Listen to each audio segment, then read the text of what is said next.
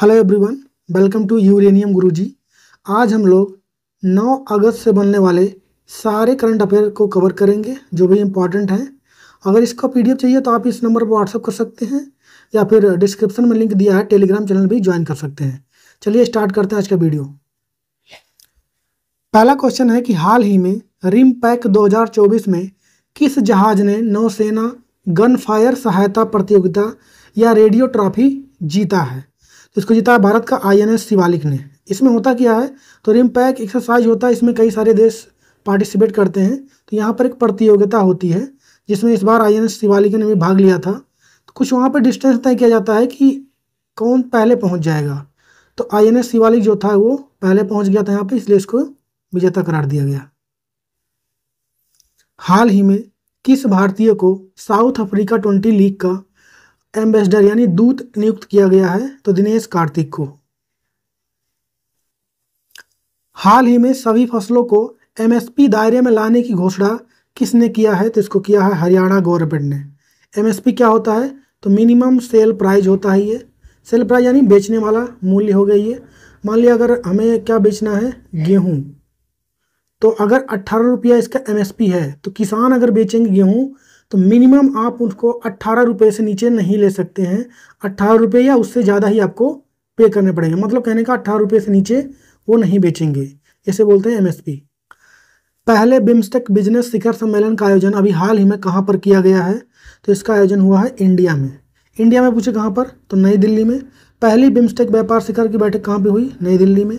किसने इसका उद्घाटन किया है? तो भारत के विदेश मंत्री कौन है? जयशंकर प्रसाद, उन्होंने इसका उद्घाटन किया है। और थाईलैंड सितंबर 2024 में जिसका 6वीं बिम्स्टेक शिखर बैठक होगी उसकी मेजबानी यानी होस्टिंग करेगा। बिम्स्टेक की बात आई है तो इसका फुल फॉर्म क्या हो जाएगा? Bay of Bengal initiative for multi sectoral technical and economic cooperation, इसका फुल फॉर्म हो जाएगा। इसका फॉर्मेशन यानी स्थापना कब हुआ? तो 1997 में हुआ। हेडक्वार्टर इसका बांग्लादेश के ढाका में है।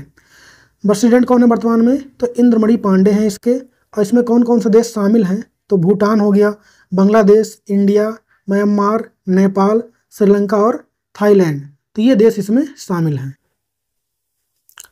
पेरिस ओलंपिक 2024 में किस भारतीय पहलवान को अयोग्य घोषित कर दिया गया है?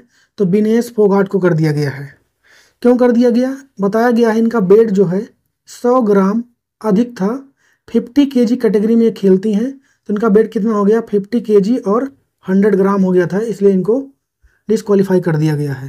इनको 2016 में अर्जुन अवार्ड और 2022 में पद्म श्री और 2020 में मेजर ध्यानचंद खेल रत्न अवार्ड मिल चुका है, इसको भी ध्यान रखें। हाल ही में राष्ट्रीय भाला फेंक दिवस यानी जेवलिन थ्रो दिवस कब मनाया गया है? 7 अगस्त को। क्यों 7 अगस्त को मनाया गया है?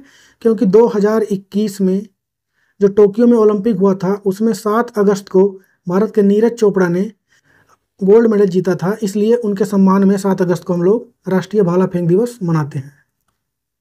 हाल ही में भारत का पहला GI टैग अंजीर जूस कहाँ निर्यात किया गया है? तो ये किया गया है पोलैंड में। पोलैंड की बात आई है तो कैपिटल वहाँ की क्या है?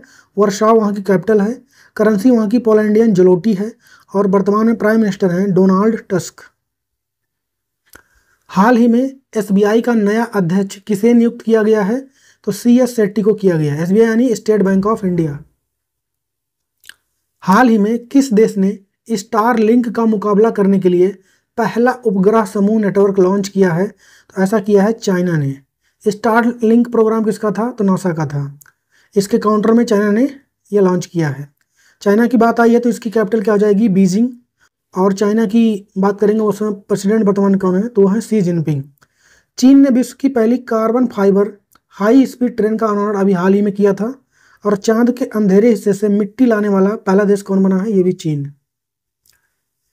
हाल ही में किसे बांग्लादेश की अंतरिम सरकार का प्रमुख नियुक्त किया गया है? तो मोहम्मद यूनिस को। ऐसा क्यों हुआ कि बांग्लादेश में अभी विद्रोह चल रहे हैं वहाँ पर, तो वहाँ की प्रधानमंत्री जो है शेख हसीना, उन्होंने हाल ही में इस्तीफा दे दिया गया है। अब वहाँ के अंतरिम प्रधानमंत्री कौन बने हैं? तो मोहम्मद यूनिस, ये नोबेल प्राइज विजेता भी रह चुके हैं।